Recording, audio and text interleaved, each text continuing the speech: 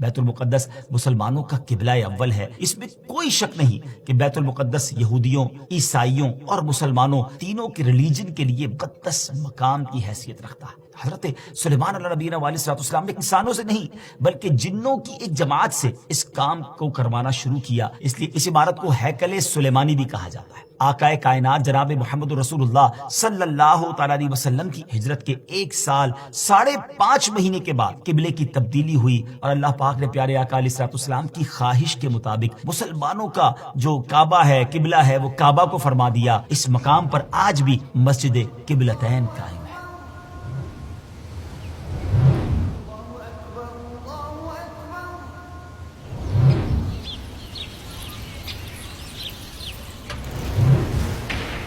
السلام علیکم ورحمۃ اللہ وبرکاتہ۔ ویورز کیسے ہیں آپ؟ سب ٹھیک ہیں؟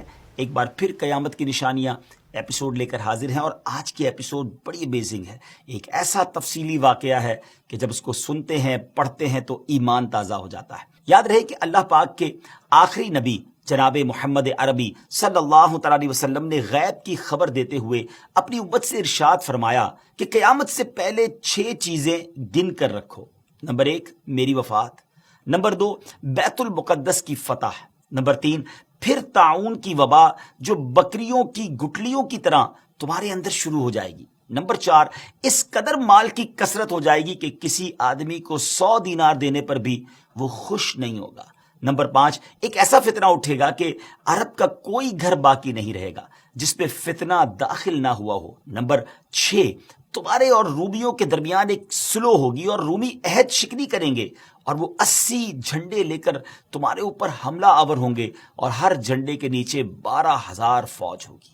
یہ 6 نشانیاں نبی پاک صلی اللہ علیہ وسلم نے تفصیل کے ساتھ قیامت کی نشانیوں کے بارے میں بیان کی۔ اس حدیث پاک میں جو دوسری نشانی بیان کی گئی یعنی بیت المقدس کی فتح، اس بارے میں آج کی ہماری ایپیسوڈ ہوگی۔ یہ تو آپ نے سن ہی لیا کہ حدیث پاک میں اسے قیامت کی نشانی کے طور پر فرمایا گیا ہے۔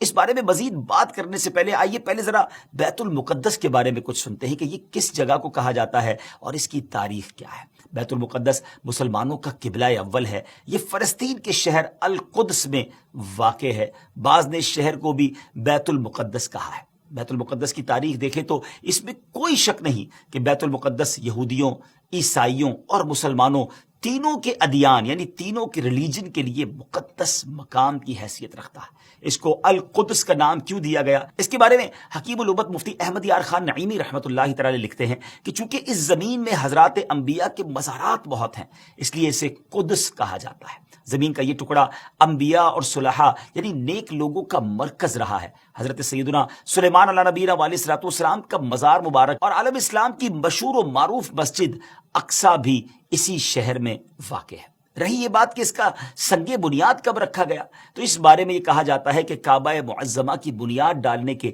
40 سال بعد سیدنا آدم علیہ نبینا علیہ السلام یا ان کی اولاد میں سے کسی نے اس کی بنیاد ڈالی۔ پھر اس کی تعمیر حضرت سیدنا سام بن نوح علیہ نبینا علیہ السلام نے کی۔ پھر ایک عرصے کے بعد حضرت سیدنا داؤد علیہ نبینا علیہ السلام نے بیت المقدس کی بنیاد اسی مقام پر رکھی جہاں حضرت سیدنا موسیٰ علیہ نبینا علیہ السلام کا خیمہ نصب کیا گیا تھا۔ اس عمارت کے پورا ہونے سے قبل حضرت سیدنا داؤد علیہ نبینا علیہ السلام کی دنیا سے وفات کا وقت قریب آ گیا، تو اب آپ نے اپنے بیٹے حضرت سیدنا سلیمان علیہ نبینا علیہ السلام کو اس کو مکمل کرنے کی وصیت فرمائی۔ حضرت سلیمان علیہ نبینا علیہ السلام نے کمال کا انتظام کیا۔ آپ نے انسانوں سے نہیں بلکہ جنوں کی ایک جماعت سے اس کام کو کروانا شروع کیا۔ 1 سال کا کام باقی تھا۔ اب ذرا غور کیجئے کہ جنات تعمیر کر رہے تھے، مگر آپ کے انتقال کا وقت قریب آ گیا۔ آپ نے غسل فرمایا، نئے کپڑے پہنے، خوشبو لگائی اور اس طرح تشریف لائے کہ عصا پر یعنی اپنے جو لاٹھی تھی اس پر ٹیک لگا کر کھڑے ہو گئے۔ ملک الموت حضرت اسرائیل علیہ السلام نے جن کا کام ہی روح قبض کرنا ہے، انہوں نے آپ کی روح اسی حالت میں اسی عالم میں قبض کر لی۔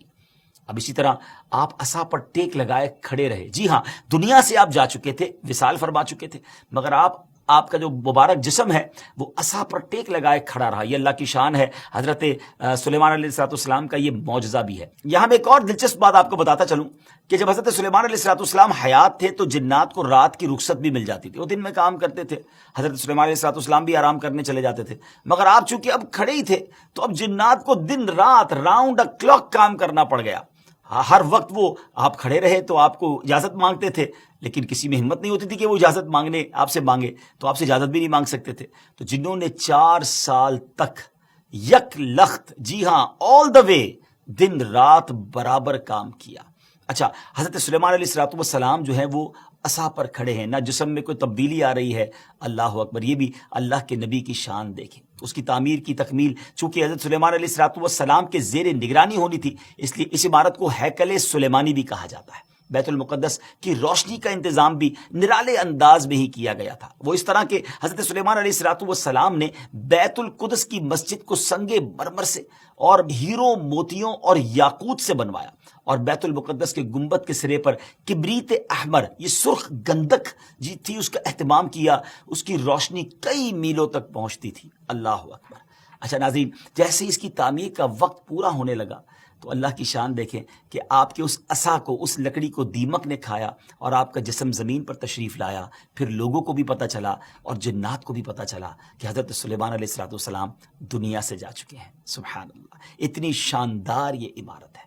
بیت المقدس کی خدمت کے لیے کثیر خادمین حاضری دیتے رہتے. ایک وقت ایسا آیا کہ حضرت سیدنا زکریا علیہ نبی علیہ السلام کے مبارک زمانے میں بیت المقدس کے خدام کی تعداد 4000 تھی, اور خدام کے 27 یا 70 سردار تھے جن کے امیر سیدنا زکریا علیہ نبینا علیہ السلام تھے. حضرت سیدنا آدم علیہ السلام سے لے کر حضرت سیدنا موسیٰ علیہ نبینا علیہ السلام تک کعبہ یعنی بیت اللہ شریف ہی کعبہ رہا. پھر حضرت سیدنا موسیٰ علیہ نبینا علیہ السلام سے لے کر حضرت سیدنا عیسیٰ علیہ السلام تک بیت المقدس قبلہ رہا. جب آقائے کائنات جناب محمد رسول اللہ صلی اللہ تعالیٰ علیہ وسلم کی آمد ہوئی اور آپ نے اعلان نبوت فرما کر اسلام کی تعلیم اور اشاعت کا سلسلہ شروع کیا, تو مکہ مبارک میں جتنا عرصہ رہے اس وقت تک بھی مسلمان بیت المقدس کی طرف رخ کر کے عبادت کرتے تھے.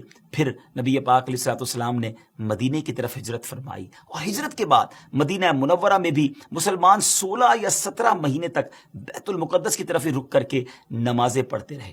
ہجرت کے 1 سال 5.5 مہینے کے بعد 15ویں رجب پیر کے دن مسجد بنی سلمہ میں نماز ظہر کے درمیان قبلے کی تبدیلی ہوئی, اور اللہ پاک نے پیارے آقا علیہ السلام کی خواہش کے مطابق مسلمانوں کا جو کعبہ ہے, قبلہ ہے, وہ کعبہ کو فرما دیا, اور اب مسلمان کعبے کی طرف رخ کر کے نماز ادا کرنے لگے. اس مقام پر آج بھی مسجد قبلتین قائم ہے. حضرت سلیمان علیہ السلام کے بعد بنی اسرائیل کے زوال کے ساتھ ہی بنی اسرائیل 2 حصوں میں منقسم ہو گئے, تقسیم ہو گئے.